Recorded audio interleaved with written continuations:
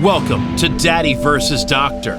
Here are your hosts, pediatrician Dr. Scott Cohen and comedian Sebastian Maniscalco. What's up, everybody? Sebastian Maniscalco along with Dr. Cohen, Daddy vs. Doctor. Today we have a really cool episode. We are playing Operation today, which you can guess who's good at it. You can see who thinks better, me or Dr. Cohen. We have two guests today, Craig Melvin and Lindsay Czarniak. That's it. Just didn't even have cue cards on that. Off the top of my head, Huberman Lab podcast about memory. Watch it. We have a woman calling in. Toothpaste is a problem. Hard to get them to brush their teeth. Yes. Drinking a lot of milk. Mm-hmm. And then we played Operation. And we also have a call from Dr. Cohen's estranged father.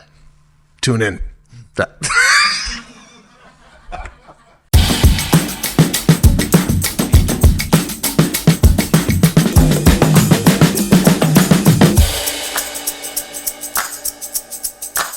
All right, it's time for another mailbag. You should sing it too. We're going to jump right into the bag. All right, my 8-year-old still has multiple invisible friends. Should I be concerned, or is this normal and okay? This is Tina from Grand Island. She says also, I've been listening to your show since the beginning, and I'm a big fan and wanted to raise a topic that is heavy, but I feel is so important. What, this? Yeah, That's heavy? Oh, that's what she wrote in. I just read what I'm given. Do you have an invisible friend? Do you still have an invisible friend? You know I'm here. Okay. Wouldn't that be crazy? Like if it was like that movie, like we do like 50 episodes and you watch them all back and I was never here. Just how we're starting. All right. Do you have an invisible friend? No, I didn't. Yes. But not having a degree in pediatrics and not knowing anything about invisible friends. 8 years old. Yeah. And when I hear that, I hear, oh, that might be a little too old to be having invisible friends. Am I somewhat right? No, I mean, actually, it's actually very normal still at this age. You're right in the sense that the peak of imagination, when imagination first goes wild in kids' heads, is typically around the age 3 to 4. That's when you start hearing about like monsters in the closet and, afraid of the dark and imaginary friends and things like that. But it can continue after, even in this age. I think it can be a really good thing, right? You always have somebody to talk to, play with, you're using your imagination. I think it becomes pathologic if it was much older. Let's say over 12, you would start thinking about, okay. Also, there's a social stigma probably around older kids who are talking about invisible friends around their other friends. But it's really how much it's affecting their daily life. Are you unable to do your normal activities because your invisible friend is the invisible friend telling you to do things that you shouldn't be doing? Mm-hmm. That's when you think medically other things are going on. But if it's a fun thing, you didn't have anybody? No, my daughter had, when she was 3 years old, she had an invisible friend and her name was Tampons. Right. Okay. She's like, tampons is not coming over. Yeah. I think she picked up on my wife saying I need a tampon.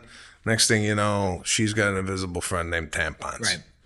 Me, I was ready to take her into to you going, is this normal? But tampons came and went, and we haven't heard anything out of her, nor our son Caruso when it comes to... And a lot of kids, as they get older, they actually know the imaginary friend's not real, but it allows an escape for them. And as a parent, you treat them like any other friend, especially at younger ages. You can ask them what their name is, what they're doing, what you're playing with them. Oh, can I play too? Let's give Tampon something, a drink. Well, it's funny because we often said... how come we never get to meet Tampons? Yeah, bring her to dinner. She would say, well, Tampons is in Florida. Huh. Or then we went to Florida. I go, oh, we're going to meet Tampons. She's like, well, no, Tampons in North Carolina. So Tampons was constantly moving around the country because, I don't know, I found it like it was pretty smart for her to say that. It is. It's great. She's not where we're going to be because deep down she knows that this person don't even exist, right? It is. I mean, my favorite quote, Albert Einstein, imagination's more important than knowledge. Very smart. Wow. Didn't learn that in school. I just really see the disparity in education when I get together with you, because you know things and we could recall things that you learned The in Einstein college. quote is like every poster you buy on. Again, No, you didn't buy that poster. you know what posters I I think that was had in my on my room. wall? What was in your room? Walter Payton, Oh, not all right. Einstein. got Okay, it. I had Walter Payton, Michael Jordan, and then remember Farrah Fawcett, that shot with her You had half that top on your ceiling. I had that in many places throughout the house.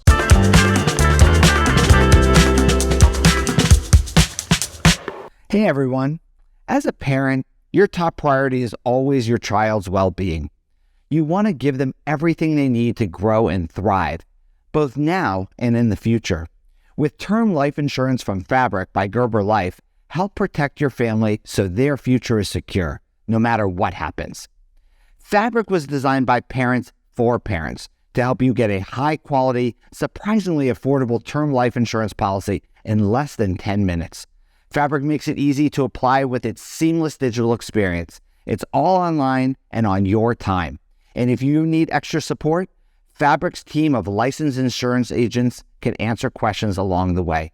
It takes less than 10 minutes to apply, see your quote, and then personalize your quote to fit your family's needs.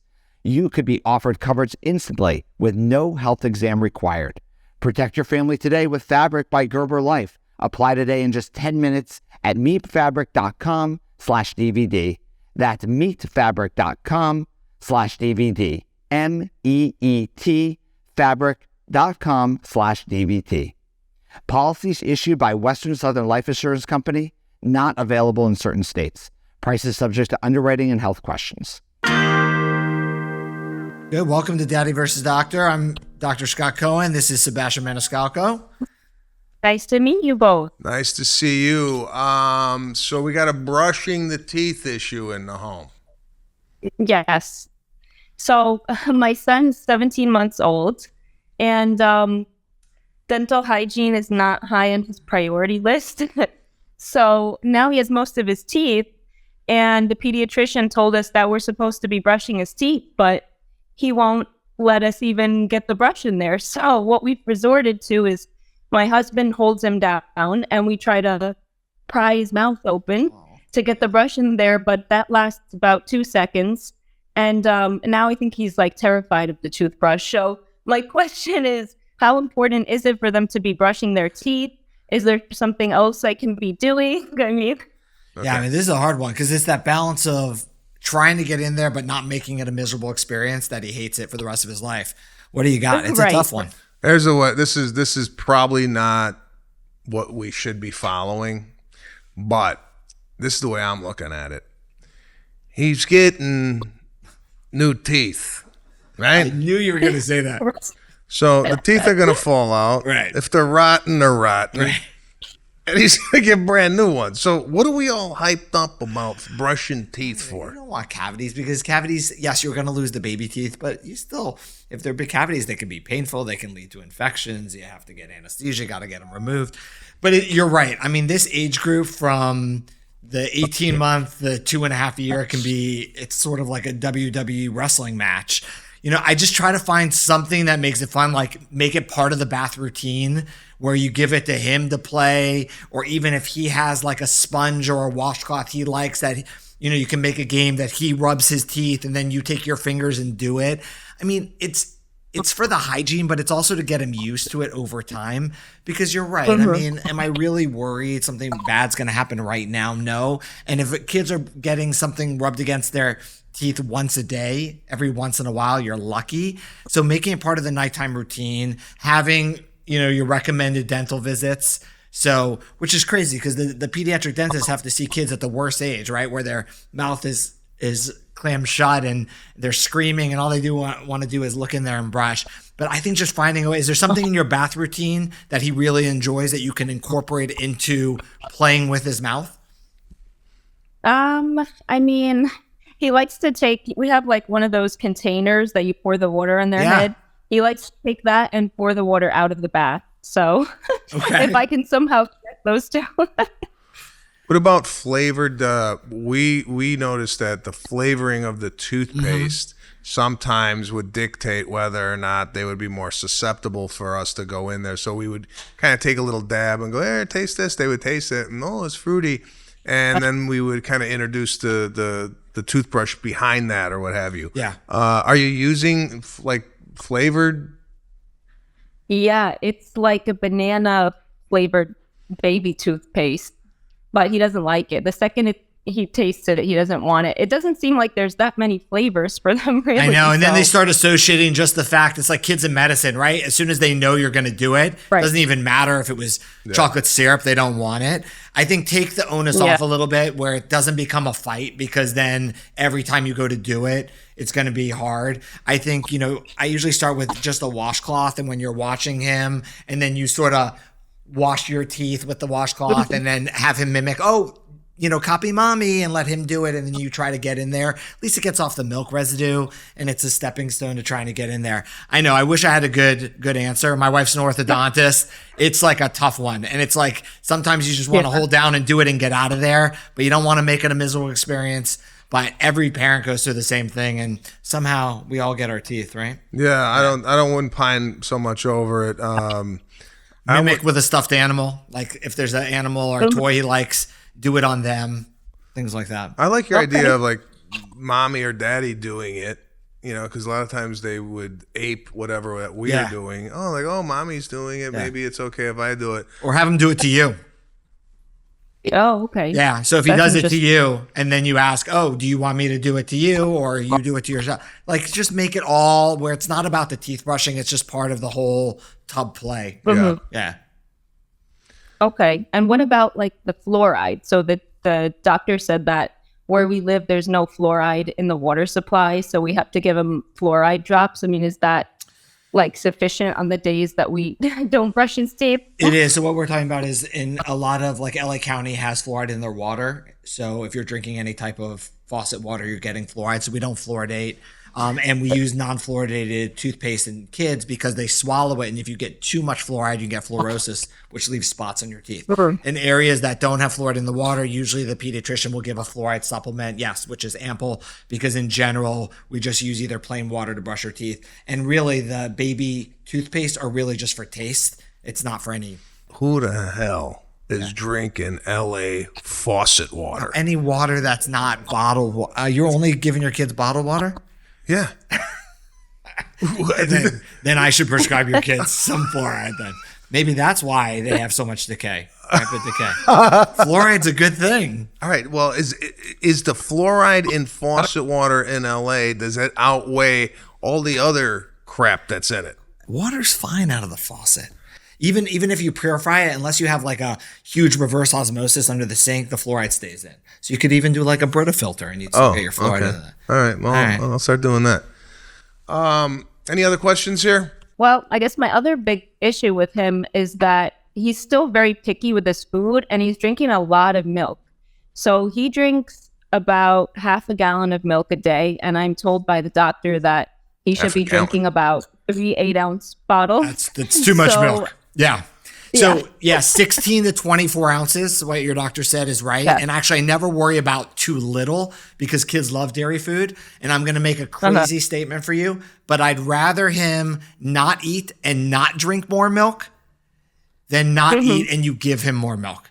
Because by not eating and you just loading up more milk, then he's never going to eat because you're filling him up on milk because it's very filling. It's not nutritious. It's not a good source of a lot of things. I mean, it's vitamin D, fat, and calcium, but it's not a good source of iron or other things. So I'd limit it to like 24 ounces or less. And if he's not hungry, that's the most typical thing of an 18-month-old. They're very picky eaters. That's totally normal. There's never been a healthy child since the beginning of time that will starve themselves. Your job is to offer. He decides how much. If he's not hungry, great. Go run and play, but don't throw another bottle of milk at him. I see. Yeah. Well, we appreciate you calling in. I like the questions. Love the questions. Yeah. We wish you the best with the toothpaste. And let us know if you find something I can use. Yes. All right. Thank you. Take care. Take care. Bye. Yeah, it's a tough one with the toothpaste. You never know if they're going to accept it, they're not going to accept it. And I learned something. I'm giving my kids tap water. Tap water.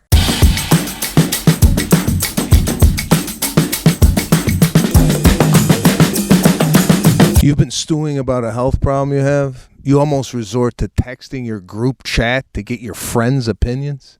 You're extremely unlikely to find quality medical advice in your group chat, but you could find it from a doctor on Zocdoc. Thousands of medical professionals on Zocdoc are there to help. They listen like a friend and give you the expert care you need. Zocdoc is the only free app that lets you find and book doctors who are patient-reviewed, take your insurance, and available when you need them, and treat almost every condition under the sun. No more doctor roulette or scouring the internet for questionable reviews. With Zocdoc, you have a trusted guide to connect you to your favorite doctor you haven't even met yet. Millions of people use Zocdoc free app to find and book a doctor in their neighborhood who is patient-reviewed and fits their needs and schedule just right. Go to Zocdoc.com/daddy and download the Zocdoc app for free. Then find and book a top-rated doctor today. Many are available within 24 hours. That's ZocDoc.com/daddy, ZocDoc.com/daddy. Everybody, this is one of my favorite segments here on Daddy versus Doctor. This is toy time. Oh, that's good. Toy time. We take a toy, we play with it, we analyze it. We've never seen it. Haven't seen the toy. It's behind me. Bring it out. This is one of my favorites. I like this game. Operation. Yeah. All right. Grew up on this game. Haven't seen it since the late 70s. All right. Were you good at it? Actually, I think it was a traumatic experience. If you play this, right, and it does buzz, and this seems like it's old school. This is actually nice. Vintage. A vintage. All right, let's see what we got here. Game. So we basically, they still got this. They got these. They couldn't figure out The a better way wishbone. to do this. You got the wishbone here. Put the wishbone. Let's do this. You got the what is that? The heart.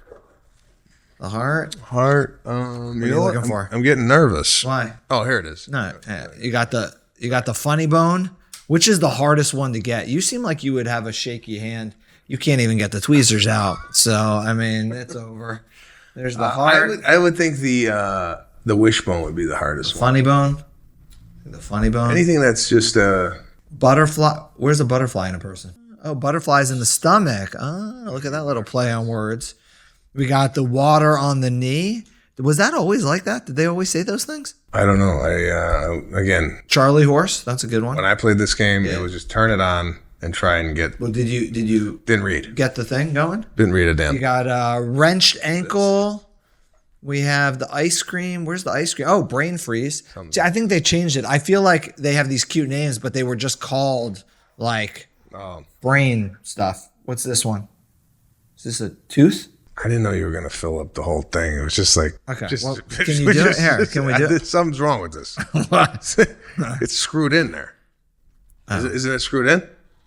That's it. We broke it. No, it works. Can't return the game. We own it.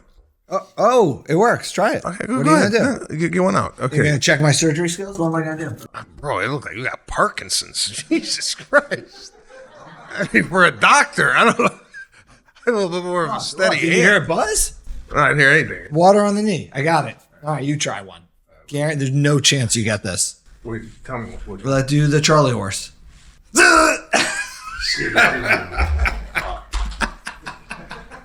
It scares you when you hit it. It doesn't. Yeah, wishbone. Wishbone? Wishbone it is. I could remove, you know why? Because I remove splinters from kids a lot.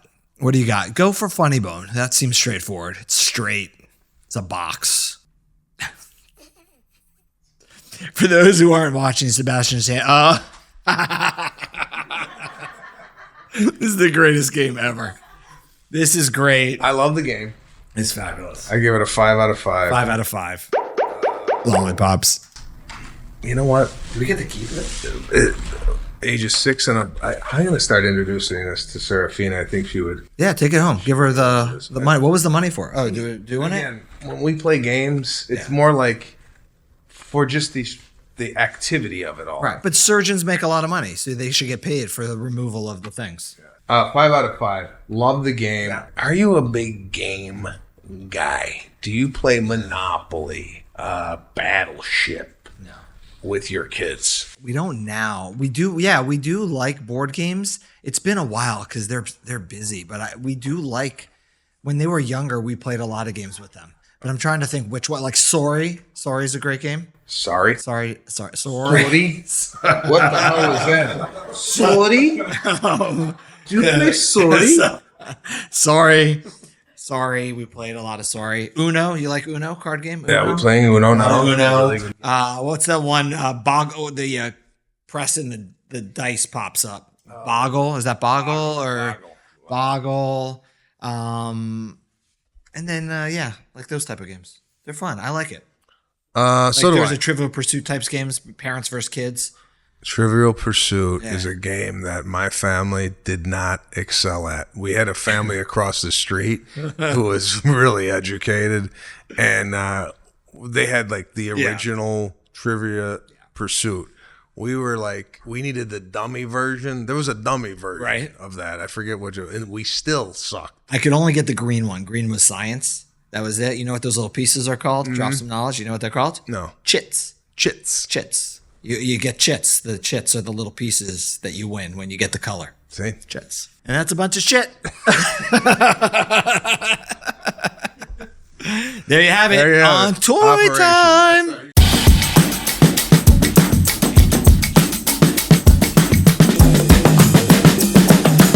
Hey everyone, this episode is sponsored by BetterHelp. When you're at your best, you can do great things, but sometimes life gets you bogged down and you may feel overwhelmed or like you're not showing up in the way you want to. Working with a therapist can help you get closer to the best version of you, because when you feel empowered, you're more prepared to take on everything life throws at you. I've seen the positive effects that therapy can have on a person's life.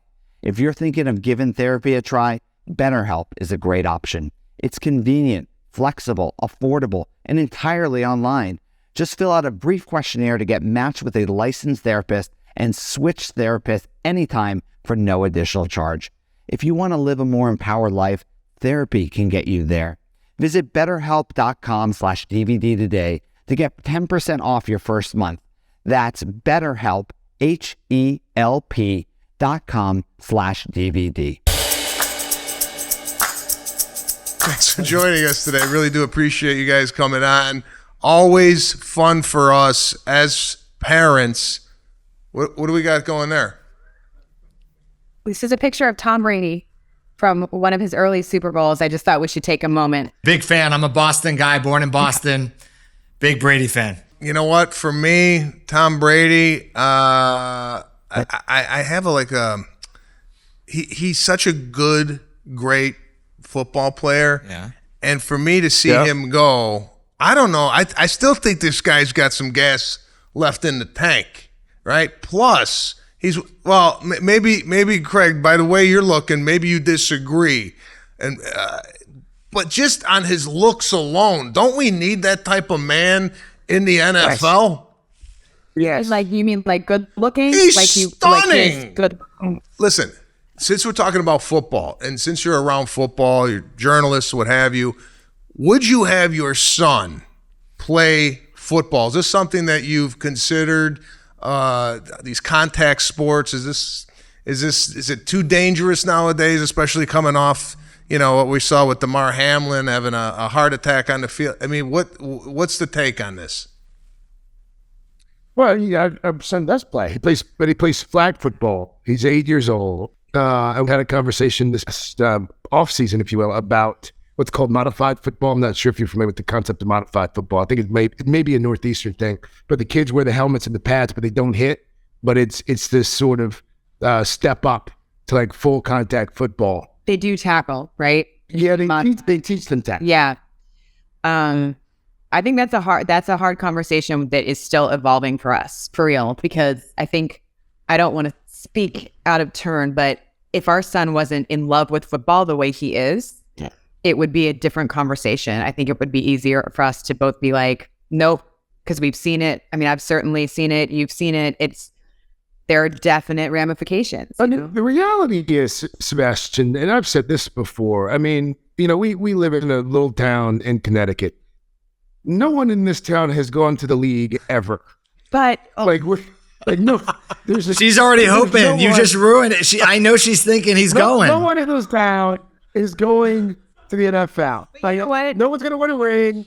No one's going to a Super Bowl from our house. And that's the highlight that they play when our son maybe makes it. That's right. See, she already has him in the NFL.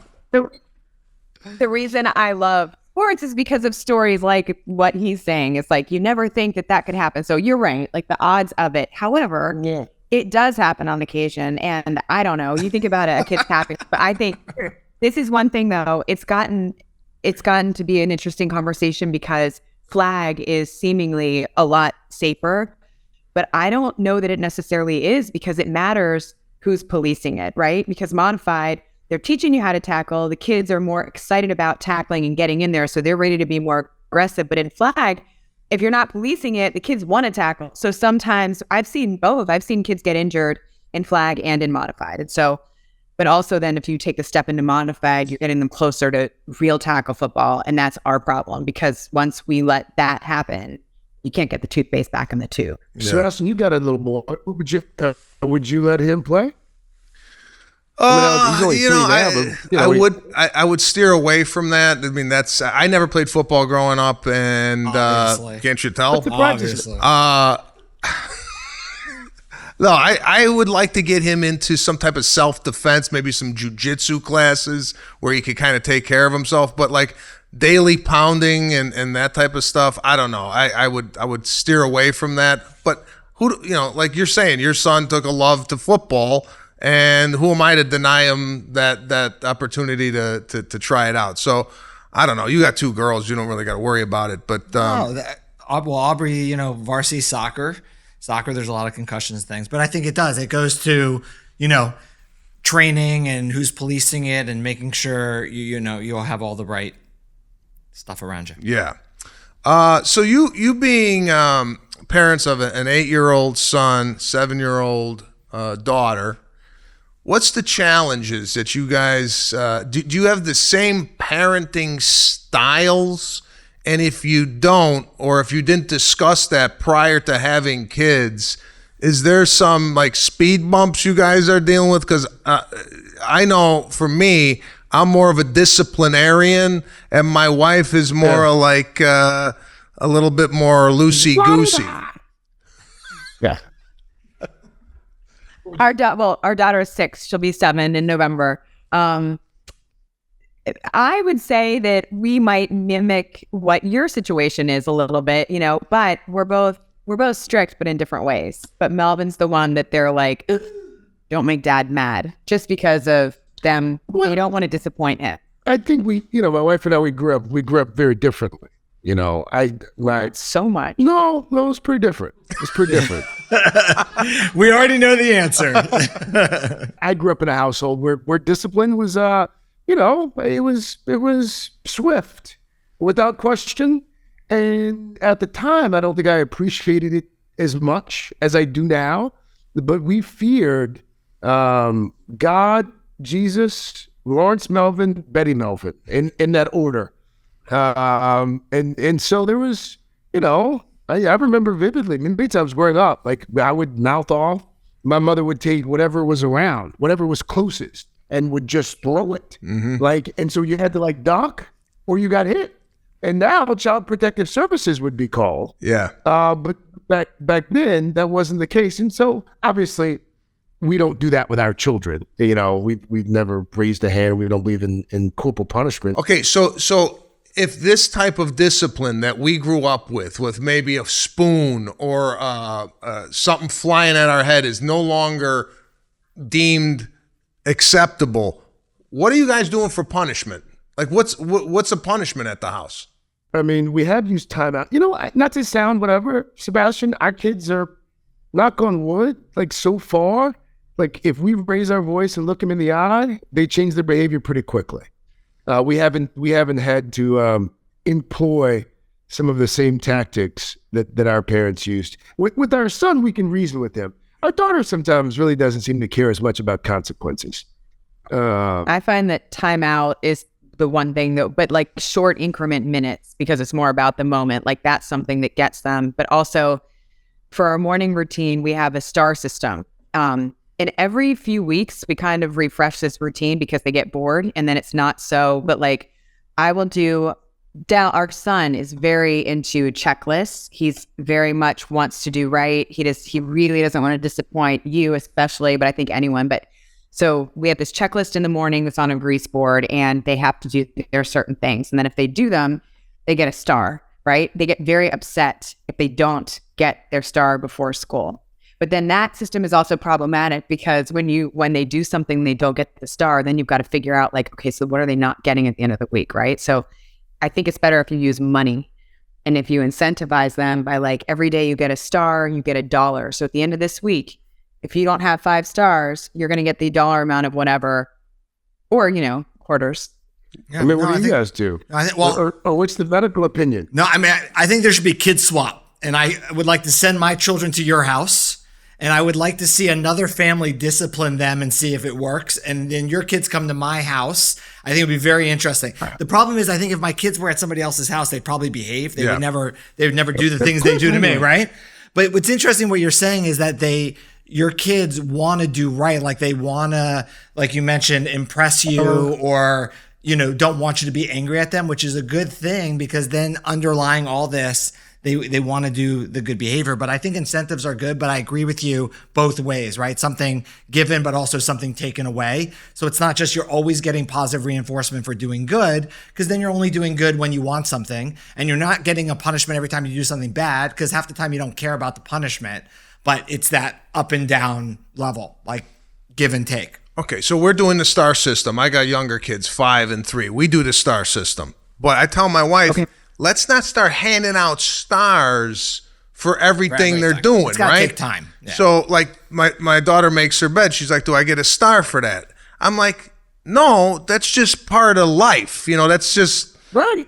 Right. So my wife is like, no, she gets a star for that. So we're fighting over who gets stars for what. Are you getting stars? I ain't getting shit. But my wife, after that, it's a whole thing. It's like she made a whole like maze, like almost like a little walkway where they get stars, and then if they get the last stars, which is 26 stars, they get a prize or they get something from whatever. It could be candy, or it could be something, a toy or what have you. And I don't know. Again, I struggle with the way I grew up and the way we're raising our kids now. I think the way the kids are being raised now, across the United States, soft. I think the kids got more control now than they ever have from what they want to wear to school. Like my wife, again, she's bringing out options. Do you want to wear this, or this? And the kid gets to pick. I go, they don't get to pick. We pick. We're running the boat. And you go to school and you get picked on, and that's part of growing up. Right. Yeah. Or how about this morning? I'm like, son, what do you want for breakfast? Mom, I'll have a banana with peanut butter on it, and then I would like the green banana smoothie, please, with the spinach, and then also a piece of banana bread. And I was like, back up. Wow. Like, which one do you want first? And you're only getting the next when you eat them, right? But then, and he actually like eats it, right? So he knows what he wants. But then he's done with the banana bread, and he's like, Mom, where's my juice? And I'm like, dude, I'm over here making your lunch. Like this, short order cook, right? Yeah. That's what we are. But they know they get it. That's the thing. A friend of mine did, I thought this was interesting. They do a star system, but what they did is they only do it for each day of the week. And every week they give each of their 2 children a role, a chore that is like a new chore, so that every day of that week, they've got to nail that new chore, among other things. And that's what they get the star for. And they're the ones that use money. But I was like, that's kind of interesting, because then it's like they've got a really specific.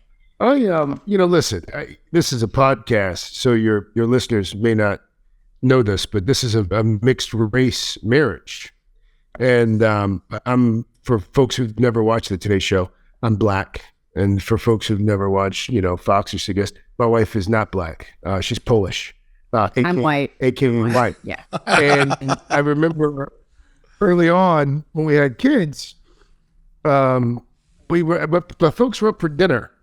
And I forget, it was a meal and our son was younger. And he did that thing that my wife just described, where he presented, what he wanted for dinner. And shortly thereafter, my father and I were talking. And keep in mind, my father was a mail clerk, 40 years, didn't go to college. He mocks routinely large swaths of our lifestyle, bottled water, just has no patience for a lot of the things we've come to enjoy in life. And after dinner, we were talking. He's like, you let that boy order at dinner every night? I was like, what do you mean? He's like, we all had, spaghetti, and he asked for chicken tenders or chicken nuggets. And in the moment, I'm like, You never told me about that. I was like, you weren't. Because when we were kids, whatever was made, There. that's what you ate. Mm-hmm. And if you didn't like it, you didn't eat. Yeah. That was your choice. Right. You eat the liver or the Brussels sprouts, or you just go to bed hungry. And guess what? We turned out fine. Yeah. So what happened? How did it get this way? Sebastian, I think it came from a good place. I think every generation, you want to do a little bit better for your kids than your parents did for you. And, I think for us, you do a little bit better professionally and you can provide a little bit more for your kids. So you do that. And then, next thing you know, you wake up one morning and one of the children's complaining about the quality of the yogurt.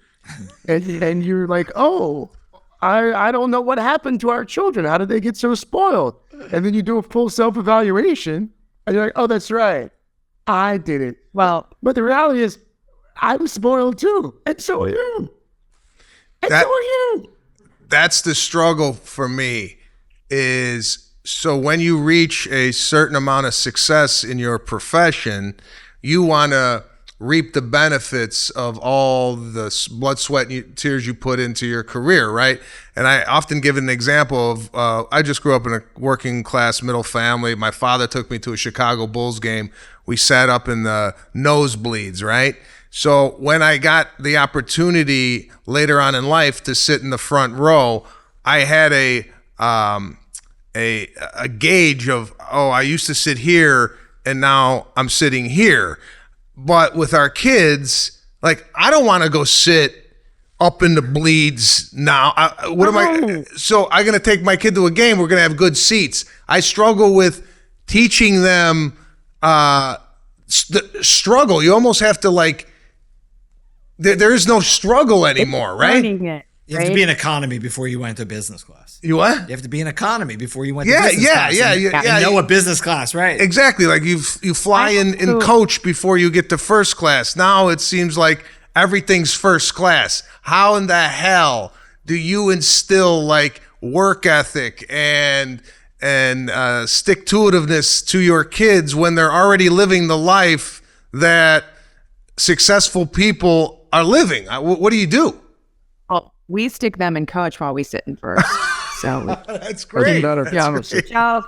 Until you just mentioned that about the seats, I didn't think about this in a way, not only is it about them earning it, but also in a way, we as parents, you could look at it, are doing them a disservice of realizing that later in life and feeling really grateful for it, right? Like, there have been instances, and I'm sure you feel the same way, when you did something with your dad or your parents, and then later on in life, you get to do it in such a more amazing way, and you get to have that conversation of like, wow, guess what The problem is, as kids get older, and you'll see this, Sebastian, I tried the tactic that our parents used when we were kids, and they meant it. They were like, oh, you like that pair of shoes? I'm sorry, son, we can't afford that. And I've used that in the past with my son. I said, son, we can't afford that. I tried that about 6 or 9 months ago, and without missing a beat, my son was like, Dad, I mean, you just got back from Beijing covering the Olympics. I know they paid you extra for that. And in the moment, I'm like, actually, no, that's not true, but that's really smart. And Sebastian, if your kid can turn on Netflix and watch a special they're gonna know that dad's got some bucks. Right. So you're not going to be able to convince them that you're poor. But what you can do, and Al Roker said this to me a couple years ago, because he's got 3 kids, and these kids knew growing up that the dad was doing the weather every day on the Today Show, so he wasn't like poor. But he said that anytime he would take them out for something nice, for an experience that other kids couldn't get, he would take a moment and talk to them eye to eye and tell them, this is not how most people get to enjoy life. And your grandfather drove a bus and blah, blah, blah. And he used those as teachable moments to talk about the importance of hard work and how if you do work hard, then you too can do this. And I think that's actually the most important thing, because there's a good side of all of you being very accomplished is the modeling of behavior, so that your kids actually see that you weren't just given this, you worked really hard to get it. Mm. And that's what you're trying to instill in your kids, right? We're not just giving handouts, but if you too work really hard and you want something that's important to you, you can achieve it too. So there's also good things about success that they see that hard work and behavior, and talking one-on-one about that is important. Yeah, I always tend to look at the negative side of things, though. So maybe I gotta get my attitude right. So how are you going to convince your kids that struggle is real? What are you going to do? Well, I often take them aside. For example, this is what we went to Disneyland, right? Went on all the rides. We had some stuffed animals. So I bought some extra stuffed animals, and on the way out, we gave them to kids walking in, right? And I was trying to, That's nice. I was trying to say, listen, this is great that we get to spend all this time and we get to have all these stuffies or whatever, but other kids don't have what we have. So what we're going to do is we're going to put a smile on somebody's face today as they walk in. And I had the kids give the animals to the other kids. Now, parents didn't know what was going on. I just said, hey, we'd like to give, Mickey. And you know what? We got some attitude from these parents. They're like, what are you doing? Why are you doing this? I said, no, we just, we have some extra Mickey Mouse we want to give away. And I got looks from people go, what do you think? We can't afford it? No, I'm just handing out. It's like you try and even do a good deed today. People look at you like, why is your kid talking to my kid? So anyway, that's how I'm trying to deal with it. And I just like to hear stories of other parents and how they're dealing with it. Now, I know you guys are busy. I just wanted to leave on this one thing. I know you have a charity golf tournament that you started last year in honor of your brother, and I just wanted to open it up, see how people could get involved in it, and could you explain a little bit about it? Great. Oh, this is wonderful, because what I'm also hearing, Sebastian, is that you're going to come and play in September in the tournament. That'd be awesome. I'm in. This is Doc. I love the fact that you left the doctor right out of that invite. This is happening pretty much with every caller. The last caller also invited him to play golf at his course in North Carolina, where he actually has a place, and I've never been invited. I'm just here. I didn't finish. I was going to be in my next breath. You didn't give me a chance, Doc. Go ahead. No, it's my older brother. He was diagnosed with colorectal cancer at the age of 39, and we lost him 4 years after that. And it was sudden, and we have both sort of taken that up as our cause. And we were approached by the Colorectal Cancer Alliance shortly after his death about getting involved, and we did. And we were trying to figure out a way to help with not just money, but money and awareness. And so they were like, what really rakes in money? They're like charity golf tournaments. And I was like, I'm a pretty terrible golfer. And my wife's a little bit better, but we're not big golf people. But I started talking to some folks, and we're friends with Darius Rucker, and Darius was like, hey, you know what? If you do a charity golf tournament, I'd come up and do a concert. And I was like, that's an idea. So we got, Hootie and the Blowfish and a bunch of other great 90s bands like Sister Hazel and Spin Doctors. And so we did this concert on Sunday night, and then Monday morning we all got up a little hungover, and we played some charity golf, and we raised about $1.2 million last year. Wow. For the Colorectal Cancer Alliance. And it's funny because we just had our meeting yesterday about this year's tournament. And I said initially that we talked about maybe just kind of doing it every other year. And then last year we had so much success that we decided we're going to do it every year. But I want to encourage folks, if you're 45 years old, get checked and listen to your body. My brother, he ignored some signs, and by the time the doctors found it, it was too late. So the guidelines have changed over the last few years, Doc, as you know. Now it's 45 unless you have a history of the disease in your family. And if that's the case, then you talk to your doctor because you might want to get scoped earlier. But the colonoscopy, Sebastian, have you had a colonoscopy? Oh yeah. Oh yes. Not that bad. See, I mean, that's the thing. It's not that bad. And I said years ago that they sell it wrong. They sell the colonoscopy. I think they should sell the propofol experience. And if you sell the propofol experience, you'll have folks lined up around the corner begging to get a colonoscopy. I woke up and I was like, wow, that wasn't that bad. And then I also had more energy. I got great sleep. I had more energy, and I had peace of mind. Advertisement. That's This is it. great. That's it. That alone should have people going tomorrow. PSA. Listen, is there a website somewhere where people could go and look at some information? You got a website about the tournament or any other information we could find out? The Colorectal Cancer Alliance website. Okay. It's based recently, but more information about the tournament is there. And if you want to play in the tournament, actually, Sebastian, if folks who are listening want to play, there's always some spots that are open. Play. Come to the concert. I'd like to perform at the damn thing. There you have It's it. on tape. It's on tape. Sebastian, Listen, we'll work it out. If I'm available in September, I would definitely like to participate in the charity. Done. I'll have All my right? people call you. I know I'm not Hootie and the Blowfish, but Or the spin doctors. or the spin No, doctor. not at all. But I can make people laugh. But I've seen your concerts, Sebastian. I'd say you are. I'm good. I mean, I'm good to go. Okay. Thank you. Yeah. We'll leave the doctor at home. Guys, thank you for joining us. We know you're busy. Pleasure talking to you both, and we wish you the best with your kids and your beautiful family. Thanks, guys. Thank you, guys. It's really fun. Thank you. Thanks, Bye. guys. So, always nice talking to parents that are in the professionals, you know, and are managing a family. It's a far cry from how I grew up. I'll tell you that right now. And seeing different perspectives, you know, how they were brought up versus how they're raising their children. It's interesting because we're seeing a similar theme here, and it's really, really cool. Yeah. Yeah. Another great show. I gotta tell you, it's fun talking to professionals, mothers and fathers, as they're trying to raise their kids. Because again, a lot different than we grew up. At least for myself, my mother was kind of always at the house, dad was working. Now, 2-income households trying to raise the families. And successful people at that. So, And we're seeing a common theme, right? All as parents, we're all going through the same thing. No matter how we grew up, parenting right now is very similar. It feels like you're on an island, but we're all going through the same stuff. It's nice talking about it. yeah. Also learned a lot about LA tap water on this show.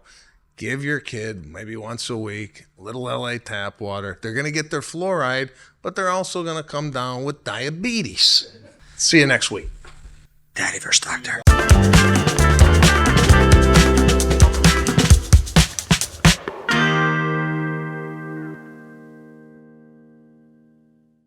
The opinions expressed in this program are not intended as professional medical advice, as a diagnosis, as a treatment protocol, or as a substitute for professional medical advice from your physician. Please consider your own medical history and consult with your own physician for your specific healthcare and/or medical needs and about your concerns for yourself and your family.